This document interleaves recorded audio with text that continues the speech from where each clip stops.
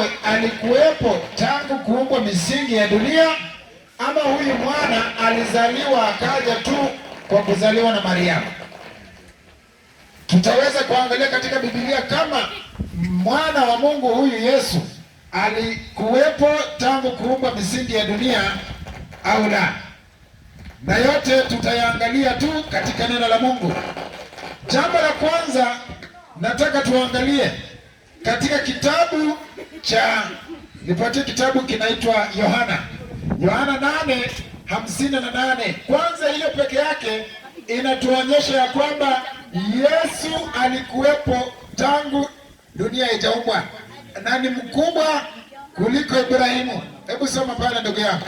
Nasema Yesu akawaambia, Amen. Amini.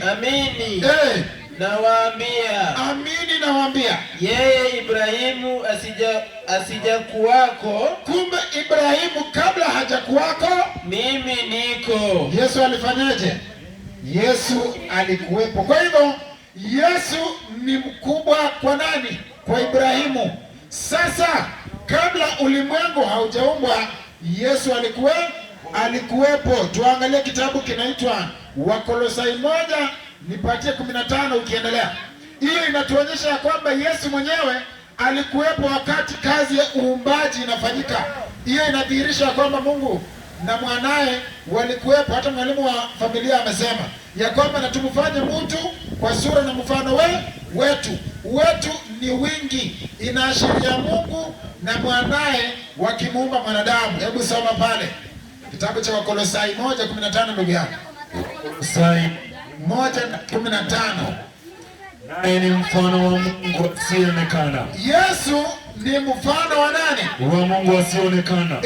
Mzaliwa wa kwanza viumbe vyote. Kumbe Yesu ndiye mzaliwa wa ngapi? Wa kwanza wa viumbe vyote. Twende 16 nasema, kwa kuwa katika yeye vitu vyote viliumbwa. Katika Yesu, katika nani? Yesu. Katika Yesu vitu vyote vikafanyaje?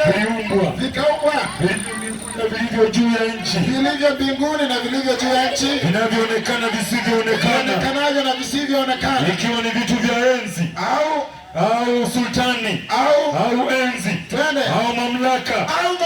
Vitu vyote viliumbwa kwa njia yake. Vitu vyote viliumbwa kwa njia ya nani? Ya Yesu. Kwa njia ya Yesu na kwa ajili yake. Na kwa ajili yake. Sasa hiyo pia inaonyesha kwamba Yesu alikuwepo wakati ulimwengu unafanyaje?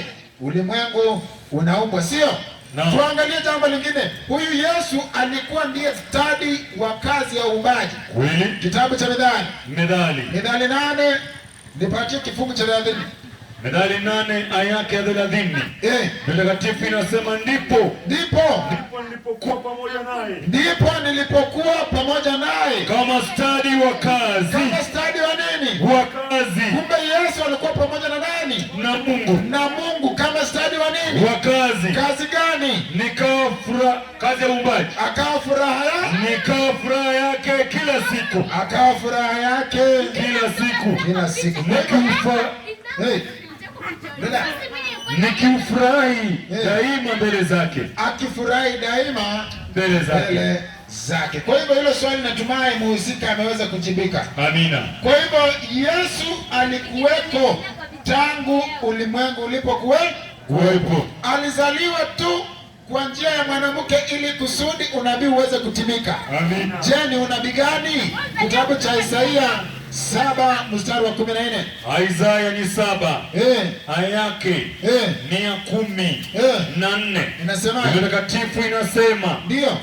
Kwa hiyo Bwana mwenyewe atawapa ishara. Kwa hiyo Bwana mwenyewe atawapa ninyi ishara. Tazama, bikira.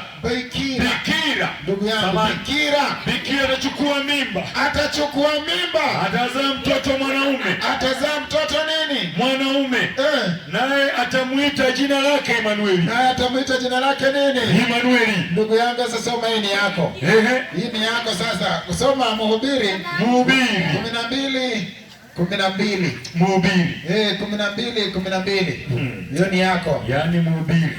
Kitabu cha Mhubiri 12. Aya yake ni ya 12. Inasemaje? Inasema ya kwamba tena zaidi ya hayo mwanangu, kubali maonyo, maonyo. Endelea. Hakuna mwisho wote wa kutunga vitabu vingi. Twende. Na kusoma sana huchosha mwili. Kusoma sana uchosha nini? Mwili. Wewe kama umesoma sana ndugu yangu.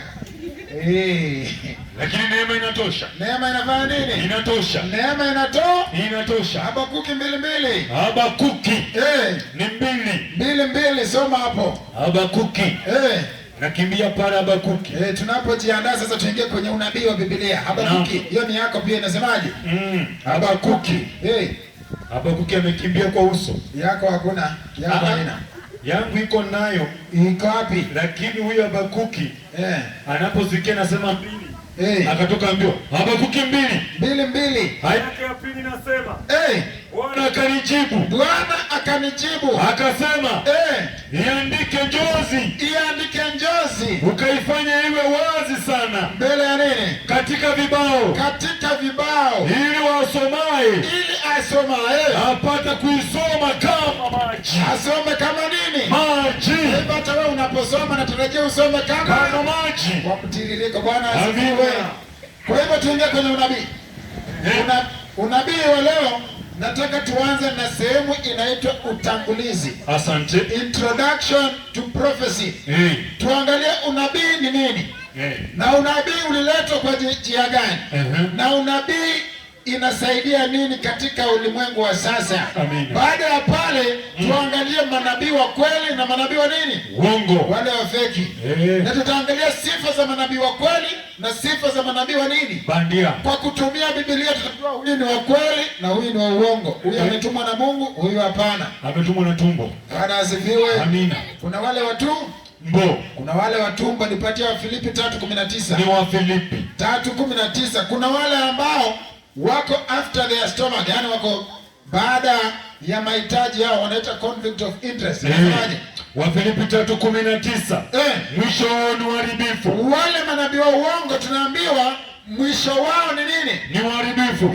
Mungu wao ni tumbo. Mungu wao ni nini? Tumbo. Mungu wao ni tumbo. Sasa hao ni waongo. Sasa kwa kuanza tunaanza njia hii. Unabii ni nini? Kweli. Nipatie kitabu cha waraka wa pili wa Petro. Waraka ni wa pili wa Petro. Nipatie 1:19. 1:19 waraka wa pili. Nasi tuna lile neno la unabii lile imara zaidi. Kumbe tuna neno ambalo linaitwa neno la nini? Unabii. Na neno la unabii liko imara zaidi. Liko imara zaidi. Ambalo mkiliangalia kama taa ing'aayo mahali penye giza, wafanya vyema mpaka nini? Mpaka kutakapopambazuka na nyota ya asubuhi kuzuka mioyoni mwenu. Tuone 20 nasema mkijua neno hili kwanza, ya kwamba hakuna unabii katika maandiko upatao kufasiriwa. Asante. Kama apendavyo mtu fulani tu, bali 21 maana unabii haukuletwa popote kwa mapenzi ya mwanadamu, bali wanadamu walianena aliyotoka kwa Mungu wakiongozwa na Roho Mtakatifu. Asante. Kwa hivyo unabii ni taa. Na kama unabii ni taa, inaangaza mahali penye nini? Giza. Sasa tuangalie, tuko na unabii ndio. Kuna giza. Nipatie kitabu cha nabii Isaia. Nabii Isaia 60 mstari wa 2. 60 mstari wa 2. Kuna giza katika ulimwengu huu ndiposa tuwe na unabii. Semaje? Maana tazama giza litafunika dunia. Giza litaifunika dunia. Na giza kuu litaifunika kabila za watu. Na kumbe kuna giza kuu litafunika kabila za nini? Za watu. Kwa hivyo giza linapofunika kabila za watu, tunahitajika na nuru ambayo ni nini? Ni unabii. Kwa hivyo kuna giza ambalo linaitwa giza la kiroho, si giza ambayo unaona usiku. Watu wamefumbwa macho kiroho. Kwa hivyo tunahitaji taa ambayo ni unabii wa Biblia kutuongoza kuishi katika ulimwengu wa sasa. Amina. Kwa hivyo unabii ina lugha. Kweli. Unabii ina nini? Ina lugha yake. Nipatie kitabu kinaitwa Hosea. Hosea 10 mstari wa 12. Hosea 10 mstari wa 12. Aya yake ni ya 12. Hosea 10:12. Inasemaje? Hosea 10:12. Tena nimenena na hao manabii, na kwa utumishi wa manabii nimetumia nini? Hosea 10:12. Haifiki. Inasemaje? Jipandieni katika haki. 12:10. Sasa umefika. Nilikuwa naitafuta kwa njozi. Itafute mbio ndugu yangu. Tena nimenena na hao manabii. Nami nimeongeza maono. Na kumbe kwa utumishi wa manabii Mungu ameongeza nini? Maono. Twende. Na kwa utumishi wa manabii nimetumia mifano. Kwa hivyo lugha ya unabii ni maono na mifano. Na nini? Mifano. Tuongeze, kuna nyingine inaitwa ndoto. Inaitwaje? Ndoto. Kwa hivyo lingine linaitwa ndoto, na anayefunua ndoto hii ni nani? Nipate kitabu cha Danieli. Danieli 2:28. 2:28 Danieli. 2:28. Inasemaje? Imeandikwa, lakini yuko Mungu mbinguni. Afunuaye siri. Naye amenijulisha mfalme Nebukadneza mambo atakayo kwako siku za mwisho. Kumbe hii mifano na hii ndoto na hii maono, anayemfunua ni nani? Ni Mungu. Anayefunua ni Mungu. Kweli. Bwana asifiwe. Amina. Kwa hivyo hiyo lugha ya unabii anayeifahamu ni nani? Mungu. Kitabu cha Wakorintho wa kwanza. Ni Wakorintho 2:6. Kuna lugha ya unabii ama elimu ya kinabii ama elimu ya kiroho inafasiriwa katika njia ya roho. Inasemaje? Ni 2:16 Wakorintho wa kwanza 2:6. Walakini iko hekima tusemayo. Asante. Walakini iko hekima tusemayo kati ya wakamilifu. Asante. Walakini iko hekima tusemayo kati ya wakamilifu. Twende. Ila si hekima ya dunia hii. Kumbe sio hekima ya dunia hii. Wale hao wanaoitawala dunia hii wanaobatilika. Twende. Bali twanena hekima ya Mungu katika siri. Hekima ya kinabii ni hekima ya Mungu katika nini? Siri.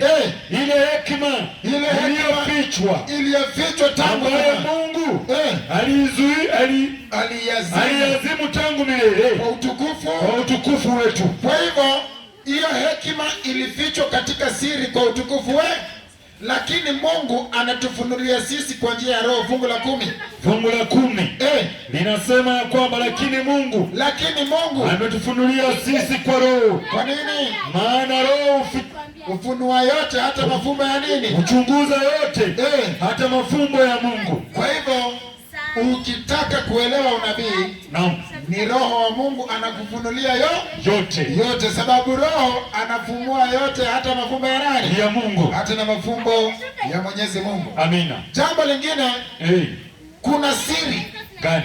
Kuna siri katika maandiko ambayo imefunuliwa tu, sio kwa wanasiasa, kweli, sio kwa wale wanaitwa the comedians, na haijafunuliwa kwa mtu yoyote ila kwa watakatifu wa nani? Wa Mungu. Nipatie kitabu kinaitwa Wakolosai. Wakolosai 1. Soma 26. 1:26 Wakolosai. Inasema siri ile ni iliyofichwa tangu zamani zote. Na siri iliyofichwa tangu zamani zote. Na tangu vizazi vyote. Bali sasa imefunuliwa. Bali lini? Imefunuliwa. Bali sasa imefunuliwa kwa watakatifu wake. Kwa watakatifu wa Mungu. Sasa hiyo siri tunaifunua. Jambo la kwanza, tuangalie manabii wa kweli na manabii wa uongo. Nabii wa kweli utamfahamu aje? Nabii wa uongo utamfahamu aje? Kwanza tutakuwa tunafafanua moja kwa moja. Jambo la kwanza, nabii wa kweli ukitaka kufahamu ya kwamba huyu ni nabii wa kweli, anashika amri na sheria ya nani? Ya Mungu. Sheria ya Mungu. Nipate kitabu cha Isaya nabii. 8:20. 8:20 inasemaje? Isaya nabii anaponena nena aya yake 8:20 nasema ya kwamba na waenende kwa sheria na ushuhuda, na waenende kwa sheria na ushuhuda.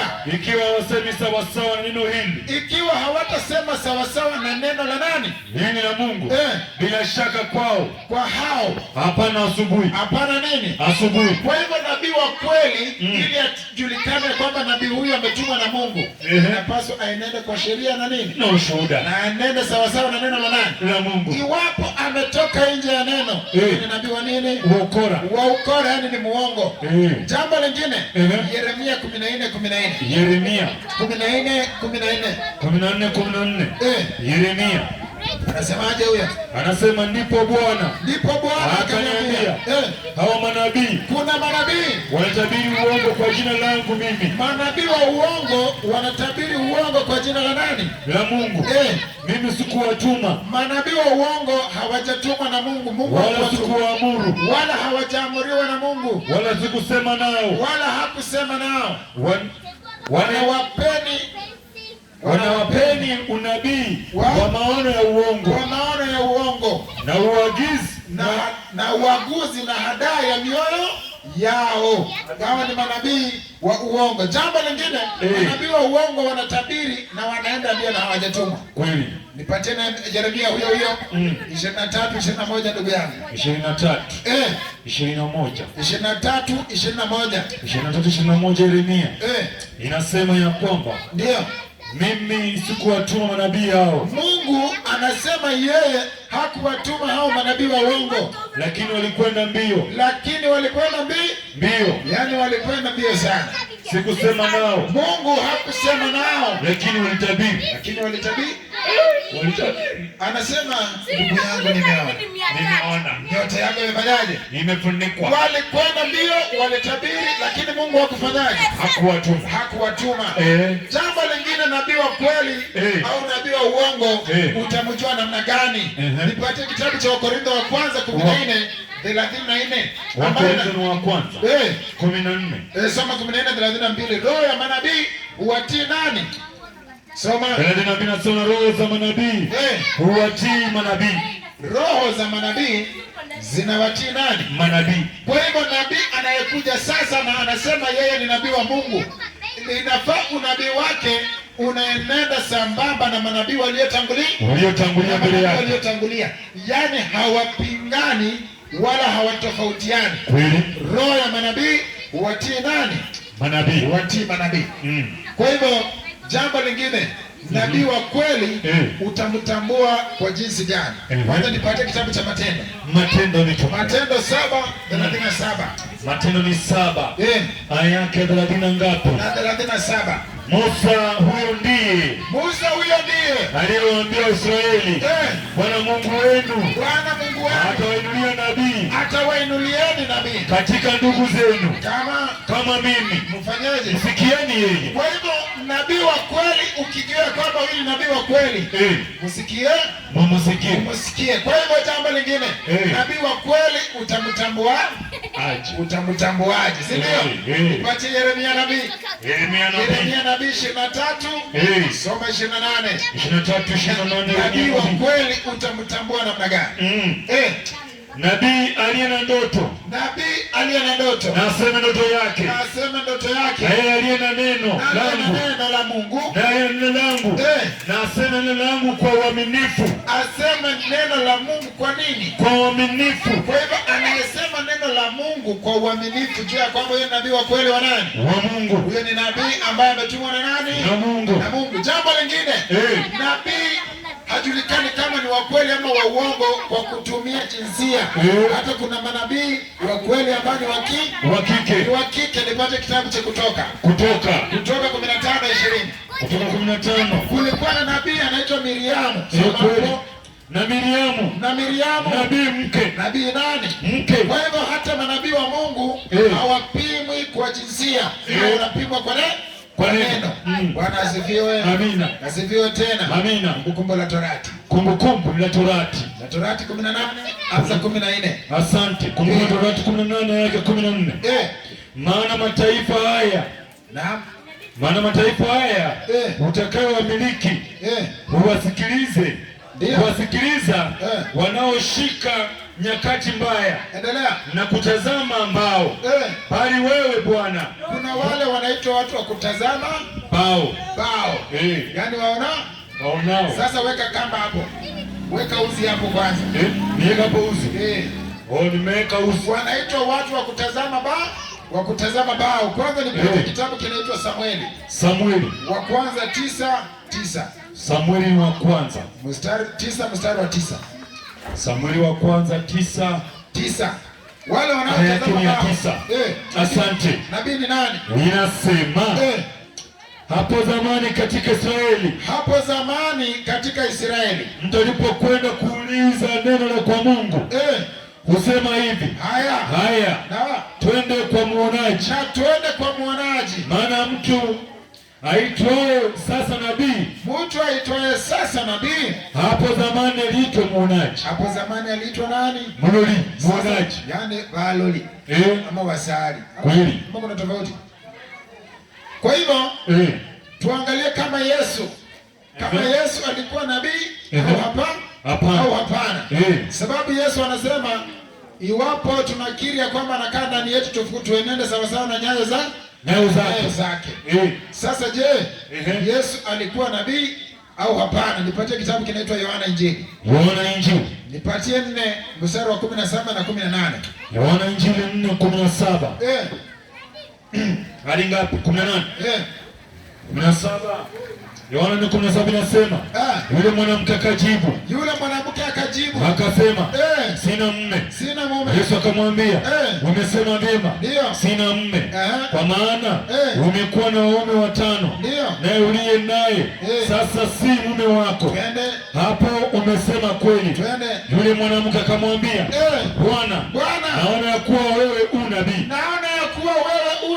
Nabii. Kwa hivyo Yesu pia alikuwa ni nani? Nabii. Sababu alitabiri kwa yule mwanamke mambo yaliyo kweli. Bwana asifiwe. Amina. Kwa hivyo nabii wa kweli anapimwa kwa kutumia mizani ya maandiko matakatifu. Jambo lingine, nabii wa kweli utamtambua kwa jinsi hii, kwa kuitunza sabato ya nani? Sabato ya Bwana.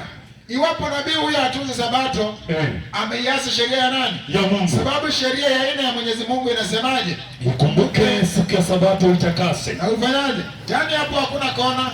Hapo hakuna ujanja. Hakuna. Yaani Mungu, unajua watu wanasema wanaabudu siku, hawaabudu siku lakini wanaabudu mwenye siku. Hata Ibilisi ndiposa aabudiwa, aliteua siku yake. Tutaendelea na kiteleweka katika unabii. Hapo sasa. Kwa hivyo huyu Mungu, manabii wake wote walitii nini? Sabato. Twenda katika kitabu cha Ezekieli 20. Ezekieli ni 20. Ezekieli 20:12. Umesema 20:12. Ezekieli mwana wa Buzi. Tena naliwapa sabato zangu. Huyu nabii anasema tena naliwapa nini? Sabato zangu. Ili ziwe ishara kati ya mimi na wao. Wapate kujua ya kuwa mimi Bwana mimi ni watakasaye. Kwa hivyo nabii wa kweli anaitunza sheria ya nani? Ya Bwana. Ikiwemo sabato. Kweli. Bwana asifiwe. Amina. Sasa katika sabato hiyo tutaweza kuiangalia natumai siku ya Ijumaa kwa upana. Leo tunahitaji tu kimuhtasari. Kwa hivyo manabii wamejaa wengi waongo. Na nabii wa kweli au wa uongo utampima tu umjue kwa kutumia maandiko ambalo ni neno la nani? La Mungu. Ambalo ni neno la Mungu. Bwana asifiwe. Amina. Jambo lingine nipatie kitabu cha Hesabu 12 mstari wa 6. 12 mstari wa 6. Kisha akawaambia, sikizeni basi maneno yangu. Huyu ni Musa anaambia Miriamu na Haruni ndugu yake ya kwamba kisha sikieni basi maneno yangu. Akiwepo nabii kati yenu, mimi Bwana nitajifunua kwake katika maono. Iwapo kuna nabii kati ya watu wa Mungu, Mungu anajifunua katika nabii yule kwa kupitia maono. Nitasema naye katika ndoto. Na atasema naye katika nini? Ndoto. Katika ndoto. Kwa hivyo manabii wa Mungu wote walikuwa wanapewa njozi, wanapewa unabii na mafunuo katika ndoto. Kwa mfano, nipatie Danieli 7. Danieli 7:1. Hiyo ni mfano ambaye ndoto au njozi au maono ambaye nabii wa Mungu Danieli anapewa akiwa katika himaya ya mfalme Nebukadneza. Inasemaje? Danieli 7:1. Inasema katika mwaka wa kwanza wa Belshaza mfalme wa Babeli, Danieli aliona ndoto na maono ya kichwa chake. Na nini? Maono ya kichwa chake. Kwa hivyo Danieli aliona ndoto na maono ya kichwa chake kitandani mwake. Basi akaiandika ndoto. Hivyo ndivyo manabii wa Mungu walikuwa wakiwasiliana na nani? Na Mungu. Inaweza kusema akatoa habari ya jumla ya mambo hayo. Hakuacha hata moja. Alitoa jumla.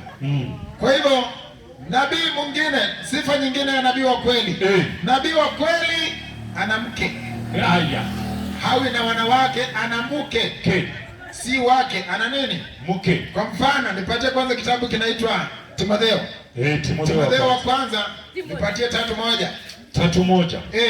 Ni neno la kuaminika. Mtu akitaka kazi ya askofu, anatamani kazi njema sana. Biblia inasema basi nimpasa askofu awe mtu asiyelaumika. Awe mtu asiyelaumika, mume wa mke mmoja, mume wa wake, mume wa mke mmoja. Kwa hivyo anapaswa awe mume wa mke wangapi? Mmoja. Kwa hivyo nabii wa kweli anapaswa awe ni mtu ambaye ana mke, ana mke, si ndio? Kwa mfano, tuangalie kitabu kinaitwa Hosea 1:1. Hosea ni moja. Aya yake ni moja. Ndio. Huyo ni nabii Hosea, pia alikuwa na mke na alikuwa ni nabii wa kweli, nabii wa Mungu. Inasemaje? Hosea 1:1. Ile ndilo neno la Bwana lililomjia Hosea mwana wa Beri siku ya Uzia ya Yothamu na Ahazi na Hezekia mfalme wa Yuda na siku za Yeroboamu mwana wa Yoashi mfalme wa Israeli. Hapo kwanza Bwana aliponena kwa kinywa cha Yoshua, Bwana alimwambia Yoshua, enenda ukatwae mke wa uzinifu. Enenda ukatwae mke wa kuzimu na watoto wa kuzimu, kwa maana nchi hii inafanya uzinzi. Ukiendelea mpaka pale chini tunaambiwa Hosea alipohitaji mke aliambiwa na Mungu aenda akamchukue mke wake wa ujanani. Akamchukua, akamweka ndani, akamhifadhi kama mke. Hakuwa na wanawake. Jambo lingine Isaia nabii. Isaia nabii 8. Nipatie 8 mstari wa 2. 8 mstari wa 2 Isaia nabii. Kwanza 8:1. Moja inasema Bwana akaniambia ujipatie ubao mkubwa ukaandike juu yake kwa kalamu ya kibinadamu. Hilo neno ni ndefu sana. Lisome. Barhel al-Hashbazi. Marhel halal Hashbazi. Hilo ni jina mojawapo ya watoto wa nani? Wa nabii Isaia.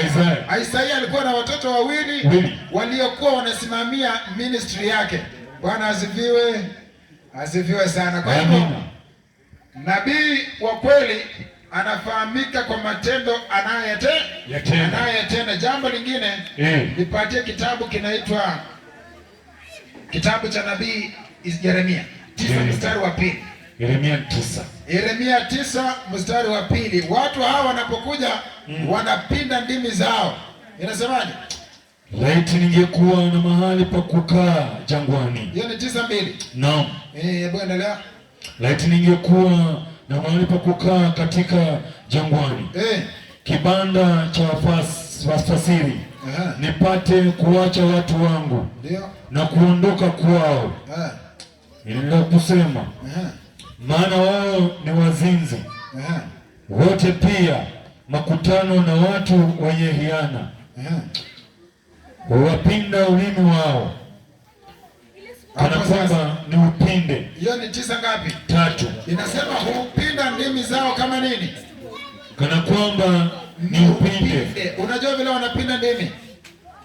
Wanapinda namna gani msomaji?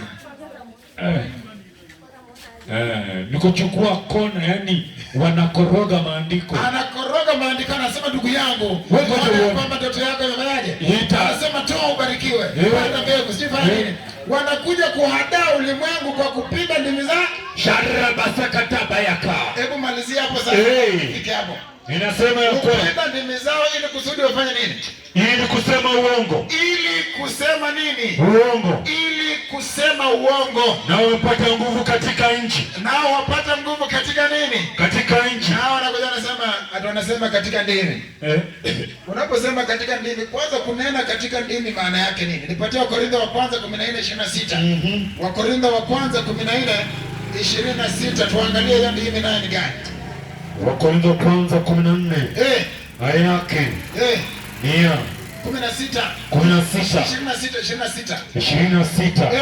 Mtakatifu inasema ya kwamba basi ndugu, imekuwaje basi mkutanapo pamoja, kila mmoja ana zaburi na fundisho na ufunuo na lugha na tafsiri, mambo yote yatendeke kwa kusudi la kujengana. Kama mtu akinena kwa lugha, wanene wawili au watatu. Kumbe wakati wananena kwa lugha, wananena wawili au watatu, si zaidi. Tena zamu kwa zamu, na mmoja na afasiri, au wanakuaga na mfasiri.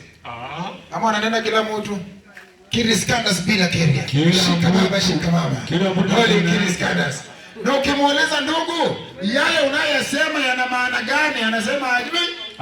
Anasema ni lugha ya malaika. Lugha ya malaika unaijua wewe? Wewe utajulia wapi? Hebu soma fungu la 10. Fungu la 10. Na Wakorintho wa kwanza. Huyo Wakorintho wa kwanza 14 yake ya 10. Inasema ya kwamba yamkini ziko sauti za namna nyingi duniani. Iko sauti za namna nyingi duniani. Wala hakuna moja isiyo na maana. Kumbe hakuna hata sauti isiyo na nini? Isiyo na maana. Na yeye ukimuuliza unasema nini? Anasema ajui. Ati ni lugha ya nani? Ya mbinguni. Ati nilikuwa katika roho. Ukiwa katika roho si unajifahamu? Wanipe kitabu cha Matendo. Matendo ya Mitume. Matendo 1 mstari wa 8. Matendo 1 mstari wake wa 8. Roho anapokuingilia anakupa nguvu na unafahamu yale unayoyanena. Imeandikwa lakini mtapokea nguvu akishajilia juu ya Roho Mtakatifu. Atakapoajilia juu ya Roho nani? Mtakatifu. Nanyi mtakuwa mashahidi wangu katika Yerusalemu. Na katika Uyahudi wote. Na Samaria.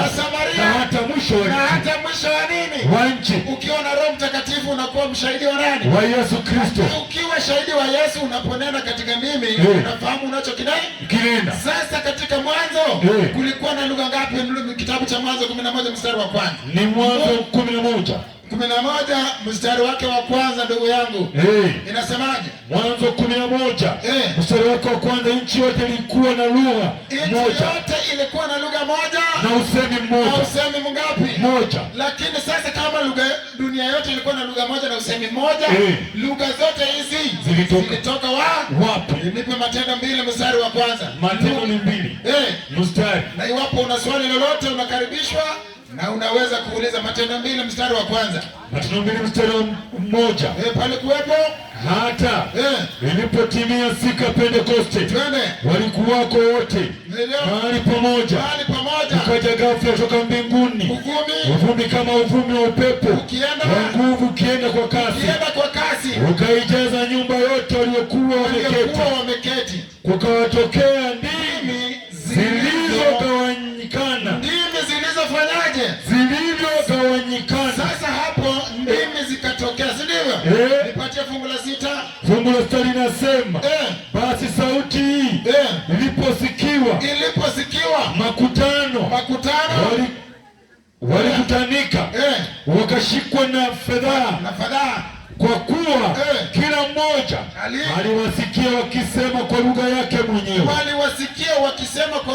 mwenyewe. Kwa hivyo unaponena katika lugha unapaswa usikie lugha unayonena. Bwana asifiwe. Hebu endelea, taja hizo lugha 7. Inasema ndio, wakashangaa wote, wakastaajabu wakisema, matendo nani? Nani inasema imekuwaje basi sisi kusikia kila mtu lugha yetu tuliyozaliwa nayo?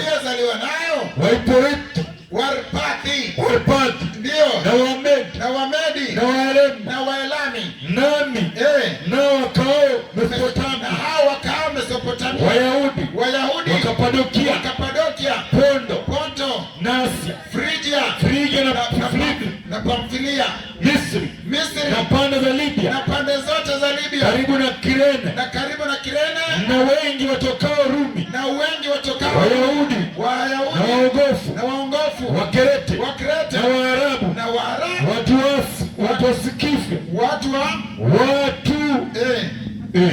tunawasikia hao wakisema kwa lugha zetu matendo makuu ya Mungu. Kwa hivyo mtu anaponena katika lugha anapaswa afahamu ni nini anayosema. Kwa hivyo hata Waarabu wametajwa na lugha zingine. Kwa hivyo unaponena katika lugha, wewe nabii wa Mungu, unapaswa ufahamu ni nini unayosema ili kuijenga kanisa. Ili kuijenga kanisa. Msomaji, ujambo? Si jambo. Bwana asifiwe. Amina. Wanasema matendo makuu ya nani? Ya Mungu. Kwa hivyo kesho tutaweza kuangalia unabii kiundani.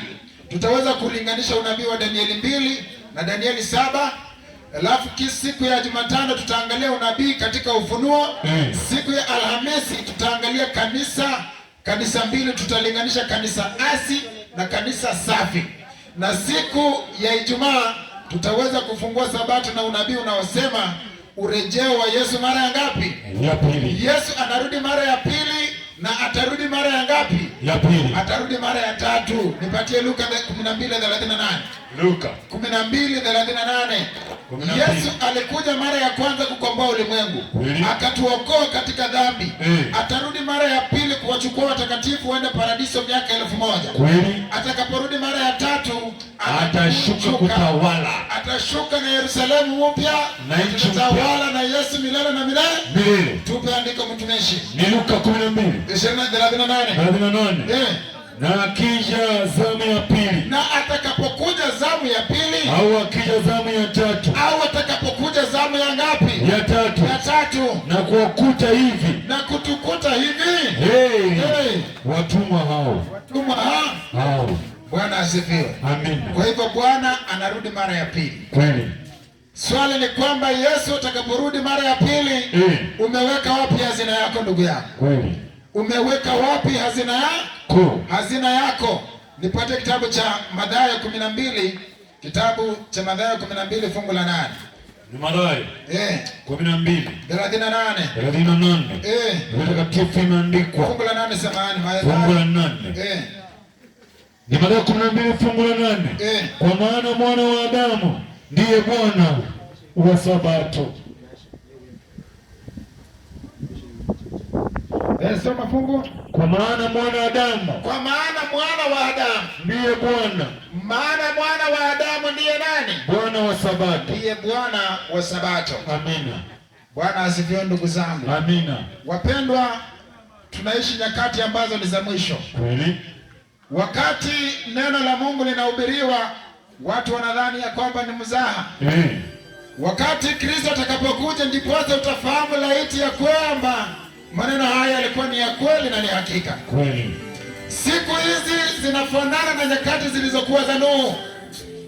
Nuhu alikuwa anahubiri, watu wanasema hubiri maneno yako.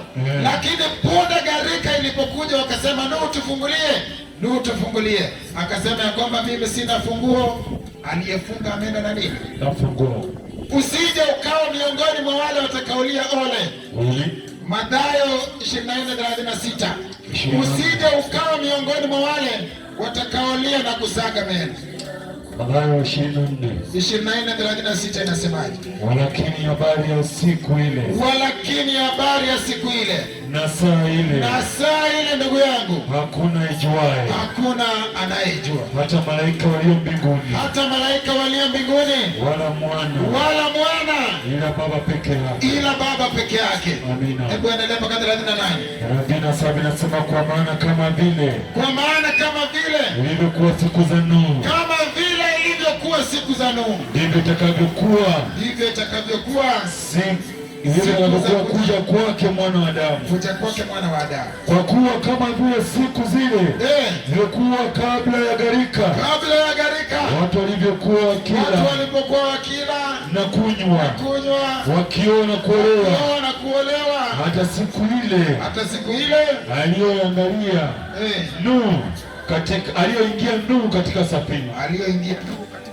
Safina. Wapendwa, Yesu anarudi tena. Amina. Siku hizi tunazoishi ni sawa na zile zilizokuwa kipindi cha Nuhu. Kweli. Swali ni kwamba Kristo atakapokuja wewe umejipanga namna gani? Maisha haya si shida. Shida ni kwamba hata ukifa leo umekufa ukiwa upande gani? Ukiwa upande gani? Je, unalo tumaini Kristo atakaporudi mara ya pili au la? Kweli. Himizo langu jioni ya leo ni kwamba ruhusu Kristo na umruhusu Yesu awe kiongozi na mkombozi wa maisha yako. Amina. Awe anayetawala maisha yako. Amina. Sisi tuko hapa kwa kipindi cha siku 7. Kweli. Tukitoka hapa tunaenda maeneo mengine kwa ajili ya kueneza ujumbe huu. Lakini swali ni kwamba umejiandaa namna gani kumlaki Kristo? Umejiandaa namna gani kumpokea Yesu? Katika mkutano huu Mungu akipenda na ikiwa ni mapenzi yake tutakuwa na ubatizo. Na ubatizo huu ni kwa wale wanaosema ya kwamba hakika maneno haya ni ya kweli. Hakika ujumbe huu ni wa kweli. Na utakapomkiri Yesu anasema ya kwamba atakayenionea haya nami nitamwonea haya mbele ya nani? Ya Baba. Na atakayenikiri nami nitamkiri mbele ya nani? Ya Baba. Na mbele ya malaika wakuu. Wapendwa, siku ya leo tutaifungia pale. Amina. Ningependa niombe pamoja nao. Iwapo uko pale na unasema ya kwamba hakika maisha haya bila Yesu ni bure, swali linauliza ya kwamba itakufaidi nini ukikabidhiwa ulimwengu wote na hatimaye ukosa ufalme wa nani? Wa Mungu. Itakufaidi nini? Ukisoma kitabu cha Mhubiri 1:1, napenda usome, mambo yote ni ubatili na tena ubatili mtupu. Bila Yesu yote ni ubatili. Sijui wewe umejiandaa namna gani katika maisha haya. Iwapo unangoja siku za mwisho hazikuji ndizo hizi. Wakati Kristo alisema ya kwamba siku za mwisho kutatokea manabii wa uongo, hazikuji ndizo hizi, sababu wametokea. Inasemaje? Ni Mhubiri 1:1. Mhubiri 1:1. Ndio. Maneno ya Mhubiri. Inasema mwana wa Daudi, mfalme katika Yerusalemu. Mfalme katika Yerusalemu. Mhubiri anasema ubatili mtupu. Ubatili na ubatili mtupu. Ubatili mtupu. Ubatili mtupu. Mambo yote ni ubatili. Mambo yote ni nini? Ubatili. Mambo yote ni ubatili. Wapendwa, dunia, anasa yote, mali yote, kila kitu ni ubatili mtupu, lakini kimbilio liko katika Kristo. Amina. Ningependa usimame tuweze kuomba kwa pamoja. Amina. Siku ya leo tumeitamatishia pale. Tutakapokuja siku ya kesho, iwapo una swali lolote ambalo unaamini ya kwamba linakusumbua katika maandiko na ungependa kutuuliza, tutaweza kujibu kulingana na maandiko inavyoagiza. Kwa hivyo Mungu awabariki kwa usikivu wenu. Iwapo unafanya biashara, Mungu atamalaki katika biashara yako. Iwapo uko katika ndoa, Mungu aweze kuonekana katika ndoa yako. Mungu aweze kuwabariki nyote hata pale tutakapokutana siku ya kesho. Ningependa tuamini na tuweze kupata ombi. Mungu ishie milele, tunasema ni asanti adhuhuri ya leo. Tunakuhimidi, uhimidiwe, kwa kuwa kuna mwingine anayestahili sifa ila ni wewe. Mapenzi yako yatendeke katika mkutano huu. Wapendwa wako wamelisikiliza neno lako. Hebu wape nafasi zaidi tuweze kujumuika pamoja siku ya kesho. Tunapotarajia kukulaki mara ya pili, tuandae ipasavyo na utusafishe kila mmoja na udhalimu wote. Dunia kumejaa ubatili na anasa tupu. Kwako ndiko kimbilio. Tubariki kila mmoja, wanabiashara wote wa maeneo haya, wabariki kila mmoja watokapo na warudipo. bariki familia zao, na uwape muda na uwape Roho wako aweze kuwafahamisha zaidi ya neno lako. Jina lako lihimidiwe tangu sasa hata tutakapoonana kesho. Kwa jina la Yesu tunaomba kwa imani. Amina. Kwa hivyo Mwenyezi Mungu awabariki nyote hata tutakapokutana hapo kesho. Amina. Amen.